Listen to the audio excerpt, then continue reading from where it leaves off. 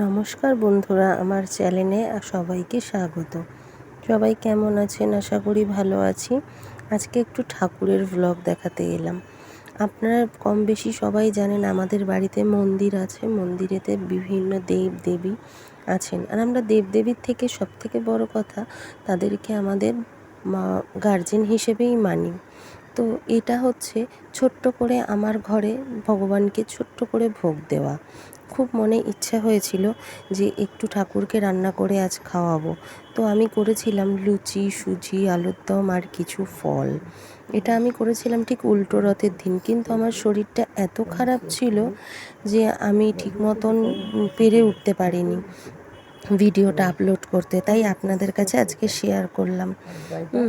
সমস্ত রান্নাটাই আমার মা নিজে হাতে করে দিয়েছিল, আমি রান্না করিনি, কিন্তু তার মধ্যে থেকেও খুব মজা করেছি।